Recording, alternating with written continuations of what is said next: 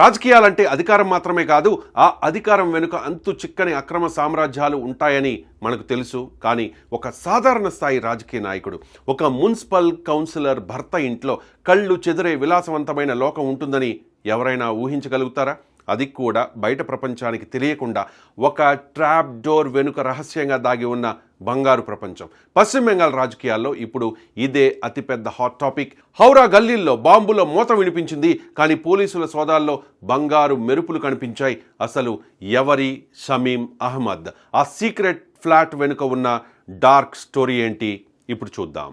పశ్చిమ బెంగాల్ రాజకీయ యుద్ధాలకు care of address. ఇక్కడ గెలుపోటములు కేవలం ఓట్లతోనే కాదు, బుల్లెట్లు బాంబులతో కూడా నిర్ణయించబడతాయి అనేది ఒక చేదు నిజం. సరిగ్గా అసెంబ్లీ ఎన్నికల ఫలితాల తర్వాత మే 7వ తేదీన హౌరాలోని శివుపూర్ చౌరా బస్తీ ప్రాంతం రణరంగంగా మారిపోయింది.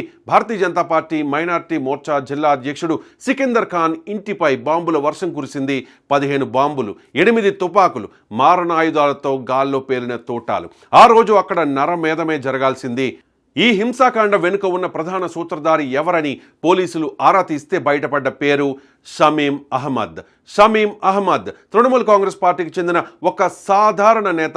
ఇతని భార్య స్థానిక కౌన్సిలర్. హౌరా వీధుల్లో తిరిగే ఈ నాయకుడి వెనుక ఇంత పెద్ద నెట్వర్క్ ఉందని, అతడు చాలా సంపన్నుడని ఎవరికి తెలియదు. బాంబు దాడుల కేసులో నిందితుడైన షమీంను అరెస్టు చేయడానికి పోలీసులు అతని 4 అంతస్తుల భవనం వద్దకు వెళ్లారు. కానీ అక్కడ వారికి స్వాగతం పలికింది కేవలం ఖాళీ గదులు మాత్రమే కాదు, వెన్నులో వణుకు పుట్టించే ఒక సీక్రెట్ నిర్మాణం. పోలీసులు ఇల్లంతా జల్లెడ పట్టారు.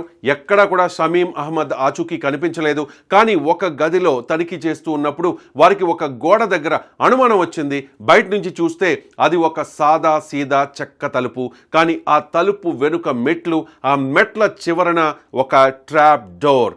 ఆ రహస్య ద్వారాన్ని తెరిచి లోపలికి వెళ్లిన పోలీసుల కళ్ళు బైర్లు కమ్మాయి. ఒక సాధారణ భవనం లోపల అత్యాధునిక సౌకర్యాలతో కూడిన ఒక అల్ట్రా లగ్జరీ సీక్రెట్ ఫ్లాట్. అది ఇల్లు కాదు, అచ్చం ఒక సినిమా సెట్టింగ్ను తలపించే విలాసవంతమైన సామ్రాజ్యం. అక్కడ పోలీసులకు కనిపించిన మొదటి దృశ్యం బంగారు పూత పూసిన టేకు చెక్క మంచం. అవును, మీరు విన్నది నిజమే. రాజులు, మహారాజులు, చక్రవర్తులు వాడే తరహాలో పూర్తి బంగారు రంగులో మెరిసిపోతోన్న ఆ ఖరీదైన మంచం షమీం విలాసవంతమైన జీవనానికి సాక్ష్యంగా నిలిచింది. ఒక చిన్న స్థాయి నాయకుడికి ఇంతటి సంపద ఎక్కడి నుంచి వచ్చింది? హౌరా గల్లీల్లో రాజకీయాలు చేస్తూ రాజభోగాలను ఎలా అనుభవిస్తూ ఉన్నాడు అని అందరూ ఆశ్చర్యపోతూ ఉన్నారు.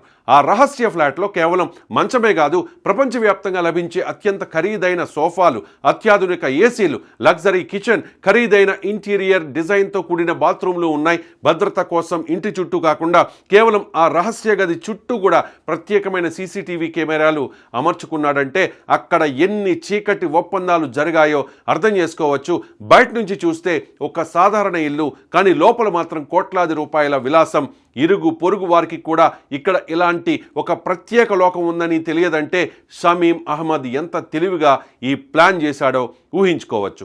ఇప్పుడు ఇదే అంశం బెంగాల్ రాజకీయాల్లో పెను తుఫాన్ రేపుతోంది. ఇది కేవలం ఒక నాయకుడి విలాసం మాత్రమేనా, లేక దీని వెనుక పెద్ద పొలిటికల్ సిండికేట్ ఉందా? బెంగాల్ను పట్టి పీడిస్తోన్న కట్ మనీ సంస్కృతికి ఇది సజీవ సాక్ష్యం.